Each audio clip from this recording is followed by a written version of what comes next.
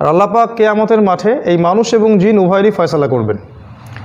তিনি সূরা আরাফের মধ্যে এটাও বলেছেন যে প্রচুর সংখ্যক জিন এবং প্রচুর সংখ্যক মানুষকে তিনি জাহান্নামের জন্য সৃষ্টি করেছেন। ওয়ালাকাদ যারা'না লিজাহান্নামা কাসীরাম মিনাল জিন্নি ওয়াল ইনস, আমি প্রচুর সংখ্যক জিন এবং মানুষকে জাহান্নামের জন্য সৃষ্টি করেছি। কি অপরাধ ছিল ওদের? এটা ভালো প্রশ্ন। তাদের অপরাধটা কি ছিল? অপরাধ হচ্ছে লাহুম কুলুবুন লা ইয়াফকাহুনা বিহা, তাদের হৃদয় দিয়েছিলাম, হৃদয় দিয়ে উপলব্ধি করেনি। কলব দিয়েছিলাম, কলব দিয়ে উপলব্ধি করেনি। ওয়ালাহুম আযানুন লা ইয়াসমাউনা বিহা, তাদের দু কান দিয়েছিলাম, শ্রবণ শক্তি দিয়েছিলাম, তারা কখনো শোনেনি। ওয়ালাহুম আ'য়ুনুন, তাদের দুই চোখ দিয়েছিলাম, লা ইউবসিরুনা বিহা, এই চোখ দিয়ে তারা কখনো সত্যকে চিনতে পারেনি। উলাইকা কাল আনআম, এরা হচ্ছে গবাদি পশুর মতো। আনআম মানে গবাদি পশু। বালহুম আদল, বরং তার চেয়েও তারা নিকৃষ্ট। এটা আল্লাহর কথা, আমাদের কথা না।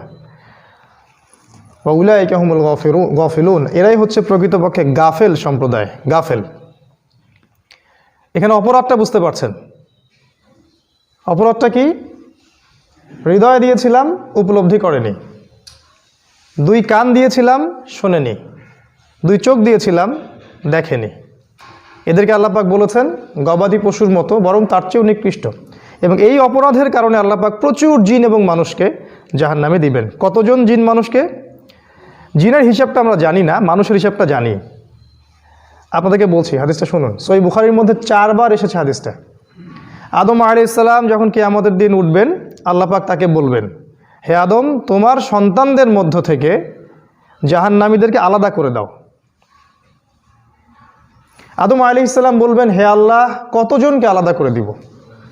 আল্লাহ রাব্বুল আলামিন বলবেন, 1999 জনকে জাহান্নামের জন্য আলাদা করে দাও। নাউযু বিল্লাহি মিন যালিক। ইন্না লিল্লাহি ওয়া ইন্না ইলাইহি রাজিউন। এই হাদিসটা সহিহ বুখারীতে এসেছে 1 বার না, 4 বার। 1001 জন ব্যক্তি জান্নাতে যাচ্ছে। এই কথাটা শোনার পরে সাহাবীরা দরদর করে কাঁদতে থাকলেন, ইয়া রাসূলুল্লাহ, আমাদের কি হবে তাহলে? রাসূলুল্লাহ সাল্লাল্লাহু আলাইহি ওয়াসাল্লাম সুখবর দিলেন, সেটা হলো ওই যে একজন, তার বেশিরভাগই হবে উম্মতে মুহাম্মাদের মধ্য থেকে। আর ওই বাকি 999 জন, তারা যে জাহান্নামে যাবে, তাদের বেশিরভাগ হবে ইয়াজুজ এবং মাজুজদের মধ্য থেকে। এই ইয়াজুজ আর মাজুজ কোনো মনস্টার প্রাণী নয়, এটা কোনো দৈত্য দানব না, এরা মানুষই, এরাও মানুষ। কারা এরা? এদের সম্পর্কে আল্লাহ পাক কোরআনে বলেছেন সূরা কাহফের মধ্যে, ইন্না ইয়াজুজ ওয়া মাজুজ মুফসিদুনা ফিল আরদ। হে যুলকারনাইন, ইয়াজুজ আর মাজুজ পুরো বিশ্বে ফাসাদ সৃষ্টি করছে। ফাহাল নাজআলু লাকা খরজান আলা আন তাজআলা বাইনানা ওয়া বাইনাহুম সাদ্দা। ওই যুলকারনাইনের কম বলেছিল, আমরা কি তোমাকে এমন কোনো ট্যাক্স দিব, কর দিব, যে আপনি ইয়াজুজ আর মাজুজ এবং আমাদের মাঝখানে একটা দেয়াল নির্মাণ করে দিবেন। সূরা কাহফের পিছনের দিকে আছে, গল্পটা পড়ে দেখবেন। এদের মূল ফাংশনটা হচ্ছে এরা সারা বিশ্বে ফাসাদ সৃষ্টি করে বেড়াবে। সমাজে ফাসাদ, রাষ্ট্রে ফাসাদ, বিশ্বে ফাসাদ, অর্থনীতিতে ফাসাদ, আপনার দেখবেন পরিবারে ফাসাদ, প্রত্যেকটা জায়গায় ফাসাদ। তো বোঝেন, ফিতনা আর ফাসাদ, অরাজকতা, বিপর্যয়। এখন সারা বিশ্বের দিকে তাকিয়ে দেখবেন কারা এই কাজগুলা করছে। সারা বিশ্বে কারা এই ফাসাদের মূল কেন্দ্র কারা? মুসলিমরা? কখনো না।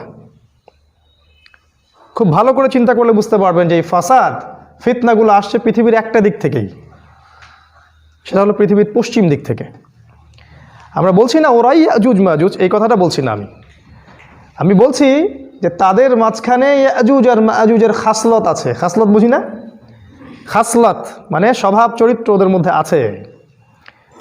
যাই হোক, এই হবে পরকালে কিয়ামতের দিনের অবস্থা।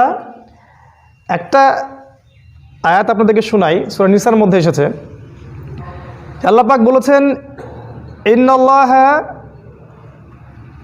ইন্নাল্লাহা লা ইয়াগফিরু মান ইউশরাকা বিহি ওয়া ইয়াগফিরু মা দুনা যালিকা লিমান ইয়াশা।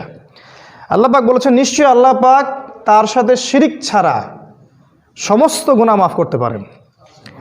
আল্লাহ পাক তার সাথে শিরিক ছাড়া সমস্ত গুনাহ মাফ করতে পারেন। কিন্তু আল্লাহ পাক তার সাথে শিরকের গুনাহ মাফ করবেন না, এই যে আয়াতের দলিল আছে।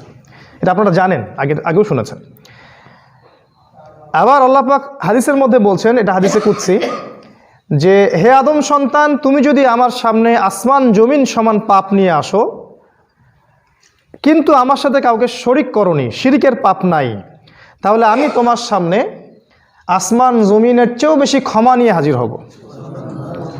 তো এত ক্ষমা যদি আল্লাহ করতে পারেন, আল্লাহ পাক যদি শিরিক ছাড়া সব গুনাহ মাফ করতে পারেন যাকে ইচ্ছা, তাহলে কেন 999 জন মানুষ জাহান্নামে যাবে? এটা প্রশ্ন, ভালো প্রশ্ন না? আল্লাহ পাক যদি শিরিক ছাড়া সব গুনাহ মাফ করতে পারেন, যাকে ইচ্ছা আল্লাহ মাফ করে দিবেন ইনশাআল্লাহ। আল্লাহ যাকে চাবেন মাফ করবেন ইনশাআল্লাহ। তবে মানুষের হকটা আলাদা, মানুষের সাথে আপনার হক থাকে, সেটা ওর কাছে মাপ চেয়ে নিতে হবে। আল্লাহ পাক চাইলে জিনার গুনাহ মাফ করতে পারেন, চুরির গুনাহ মাফ করতে পারেন, ব্যভিচারের গুনাহ মাফ করতে পারেন, সুদ খেয়েছেন সেটাও মাফ করতে পারেন। আল্লাহ পাক সব মাফ করতে পারেন। তিনি বলছেন শিরকের গুনাহ আমি মাফ করব না, যেটা তওবা না করে আর কি। তো সব গুনাহ যদি আল্লাহ মাফ করতে পারেন, তাহলে 1999টা জন মানুষ কেন জাহান্নামে যাবে? উত্তর কি তাহলে? উত্তর হচ্ছে ওদের আমল নামায় নিঃসন্দেহে শিরকের পাপ থাকবে, তাই না? নিঃসন্দেহে ওদের আমল নামায় শিরকের পাপ থাকবেই থাকবে। যদি না থাকতো আল্লাহ পাক তাহলে মাফ করতেন, কেন জাহান্নামে যাবে তারা? অতএব বুঝতে হবে, আপনাকে খুব চৌকস হতে হবে। আপনাকে বুঝতে হবে যে সারা বিশ্বে শিরকের উৎস কোথায় কোথায় আছে, কারা শিরকের সাথে জড়িত। দেখেন, ওই পশ্চিমা সভ্যতার দিকে তাকায় দেখেন, ওরা আল্লাহ বিশ্বাস করে না, গডলেস। ওরা বলে ধর্ম বলতে কিছু নাই, আল্লাহ বলতে কিছু নাই, কোরআন ইসলাম ধর্মগ্রন্থ এগুলো তো অনেক আগের বিষয়, এগুলো এই যুগে চলে না, বলে না মুশরিক, তার মানে এরাও ওদের অন্তর্ভুক্ত। আবার দেখেন যারা মুশরিক, মূর্তি পূজা করছে, সরাসরি শিরিক করছে। মুসলিমদের মধ্যে অনেকে কবর পূজা করছে, সরাসরি শিরিক করছে। মুসলিমদের মধ্যে এবং অমুসলিমদের মধ্যে উভয়ই আল্লাহ সুবহানাহু ওয়া তাআলার আইন শাসনের বিরুদ্ধে আইন ও শাসন রচনা করে বিশ্ব পরিচালনা করছে। এই যে শিরক। অর্থনীতিতে যাবেন আপনি, দেখবেন সেখানে আল্লাহর বিধান বাদ দিয়ে মানুষের বিধান চলছে, শিরক। এটা মানুষে বোঝে না, মুসলিমরা এটা বোঝে না যে আল্লাহর বিধান যখন থাকবে, যখন নাই সেটা আলাদা কথা। যখন আল্লাহর বিধান কোনো বিষয়ে থাকবে, সেটা বাদ দিয়ে যদি আমি অন্য কোনো বিধান মানি, এটা শিরক। এটা শিরকে আকবার, বড় শিরক। সূরা তাওবায় দলিল আছে, পড়ে দেখবেন। তাহলে বুঝতে হবে যে আমল নামায় শিরিক থাকবে। তো আমল নামা শিরিক মুক্ত করতে পারলেই ইনশাআল্লাহ আমরা ওই 1001 জনের অন্তর্ভুক্ত হতে পারবো ইনশাআল্লাহ। অন্যথায় আমি কোনো অপশন দেখি না আপনাদের সামনে। আমি নিজেকে নিয়েও খুব চিন্তিত। আল্লাহ ভালো জানেন কোন দিক থেকে শিরক হয়ে যাচ্ছে, আল্লাহই ভালো জানেন। এগুলো ছাড়াও তো লোক দেখানো শিরক আছে, গোপন পাপ আছে, এমন পাপ যেটা আল্লাহ ছাড়া কেউ জানে না। বাইরে আমরা খুব মলবি মুন্সি, ভিতরে যে কত পাপ সেটা আল্লাহ ছাড়া কেউ জানে না। সুবহান আল্লাহ পাক আমাদের গুনাহগুলো মাফ করে দিন, আল্লাহুম্মা আমিন। যে আয়াতটা কেন্দ্র করে কথাটা বললাম, যে এই অপরাধের কারণে আল্লাহ পাক প্রচুর সংখ্যক জিন এবং মানুষকে জাহান্নামে পাঠাবেন। আল্লাহ পাক এই জাহান্নাম থেকে বাঁচার জন্যেই নাজিল করেছেন আল কোরআন। এবং কোরআনটা আমরা বুঝতে পারবো না, আমাদের বোঝা আমাদের জন্য অসম্ভব, যতক্ষণ না সেখানে সুন্নত আসে। যতক্ষণ না কোরআনটাকে নবী সাল্লাল্লাহু আলাইহি ওয়াসাল্লাম তার সুন্নাহ দিয়ে ব্যাখ্যা করে দেন, তার আগ পর্যন্ত কিন্তু আপনি বুঝতে পারবেন না। আয়েশা রাদিয়াল্লাহু আনহাকে প্রশ্ন করা হয়েছিল রাসূল সাল্লাল্লাহু আলাইহি ওয়াসাল্লামের চরিত্র কেমন ছিল। তিনি বলেছিলেন তার চরিত্র হচ্ছে কোরআনের মতো। কিসের মতো?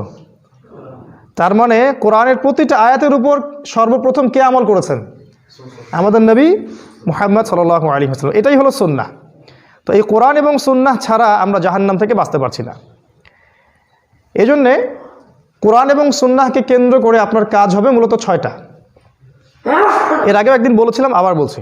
প্রথমত আপনাকে কোরআন এবং সুন্নাহ পড়া শিখতে হবে, পড়াটা শিখতে হবে। এখানে বয়স কোনো বাধা নয়, পড়াশোনায় বয়স কোনো বাধা নয়। যে কোনো বয়সের মানুষের জন্য এটা আল্লাহ পাক সহজ করে দেবেন ইনশাআল্লাহ। যদি নাও করতে পারেন তাহলে জ্ঞান প্রচারে সহযোগিতা করেন। যদি আপনি লিখতে পড়তে না জানেন তাহলে শোনেন, শুনলেও তো অনেক জানা হয়। আমাদের নবী মুহাম্মদ সাল্লাল্লাহু আলাইহি ওয়াসাল্লাম লিখতেও জানতেন না, পড়তেও জানতেন না। তিনিই পৃথিবীর সবচেয়ে জ্ঞানী মানুষ। আরেকজন জ্ঞানী মানুষ আছেন পৃথিবীর, কেউ বলতে পারবেন? না। কোরআনে আল্লাহ পাক বলেছেন পৃথিবীর সবচেয়ে জ্ঞানী মানুষ ছিলেন একজন, তার নাম খিজির আলাইহিস সালাম। সূরাতুল কাহাফের মধ্যেই দলিলটা আছে। সূরা কাহাফে 4টা গল্প আছে। আমি এর আগে অনেক খুতবায় বলেছি, জুমার দিনে যে ব্যক্তি সূরা কাহাফ পড়বে, অর্থসহ সুন্দর করে বুঝে পড়বেন, আল্লাহ পাক আপনাকে মাসিহুদ দাজ্জালের ফিতনা থেকেও বাঁচাবে ইনশাআল্লাহ। আরও এসেছে যে সূরা কাহাফ আপনাকে পরকালে আলো দিবে, নূর দিবে। ওই দিন আল্লাহর দেয়া আলো ছাড়া কোনো আলো থাকবে না। সূরা কাহাফের ব্যাপক ফজিলত, সবচেয়ে বড় ফজিলত হচ্ছে এই সূরাটা শেষ জামানার সূরা। এই সূরার মধ্যে শেষ জামানাকে চেনার সব মূলনীতি দেয়া আছে, এবং চেনার পরে আপনি কিভাবে বাঁচবেন এই ফিতনাগুলো থেকে সেটাও এই সূরার মধ্যে বলে দেয়া আছে।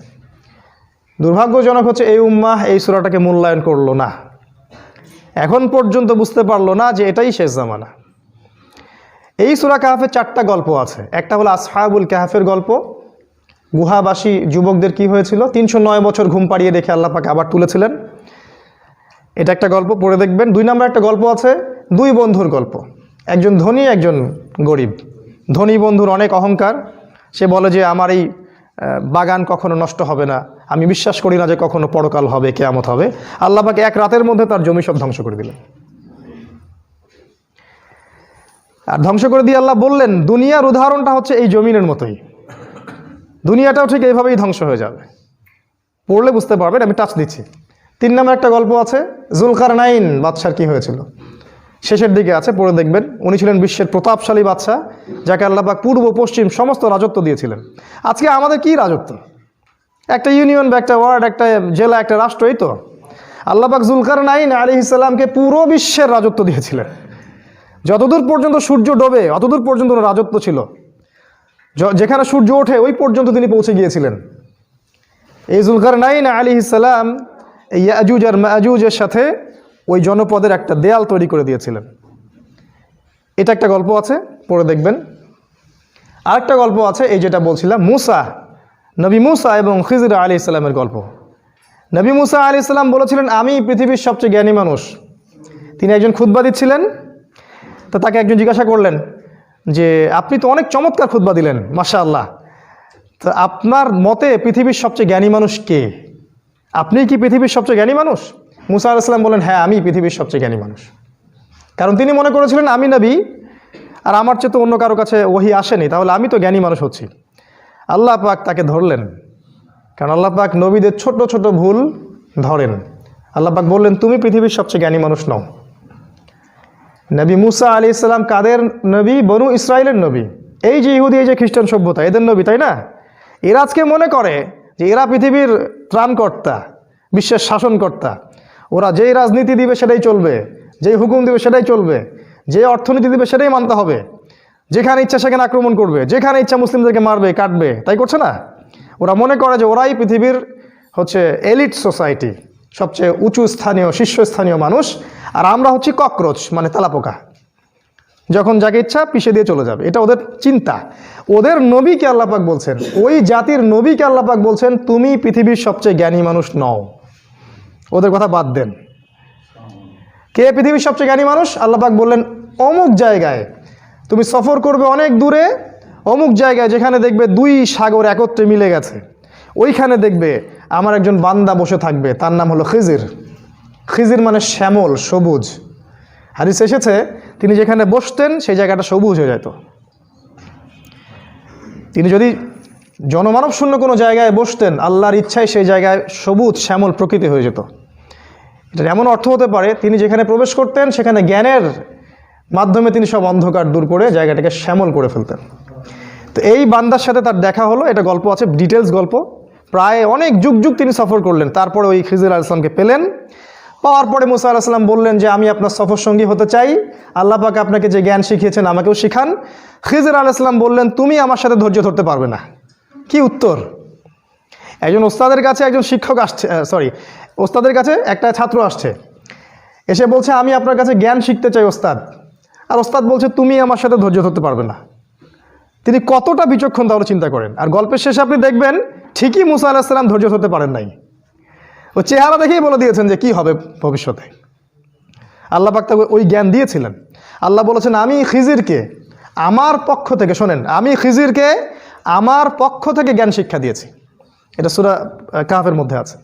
ওয়াল্লামনাহু মিন লাদুন্না ইলমা, আমি আল্লাহ, আমি খিজিরকে আমার পক্ষ থেকে জ্ঞান শিক্ষা দিয়েছি। তো জ্ঞান আল্লাহর পক্ষ থেকে আসে। আমি বারবার একটা কথা বলি, আপনার স্কুল কলেজ ইউনিভার্সিটি না পড়েও আপনি জ্ঞানী হতে পারেন, কোনো সমস্যা নাই, আল্লাহ যদি আপনাকে জ্ঞান দেন। সেটা আপনি কোরআনে পাবেন এবং হাদিসে পাবেন। আল্লাহ মানুষকে জ্ঞান দেন। তিনি বলেছেন, আমি খিজিরকে দুইটা নিয়ামত দিয়েছিলাম। একটা হলো আমি তাকে জ্ঞান শিক্ষা দিয়েছিলাম, আর আমি তাকে রহমত দিয়েছিলাম, রহমত, দয়া। সে খুবই দয়ালু ছিল মানুষের প্রতি। তাই যারা প্রকৃত অর্থে জ্ঞানী মানুষ, এরা খুব দয়ালু হয়, অহংকারী হয় না, উদ্ধত হয় না।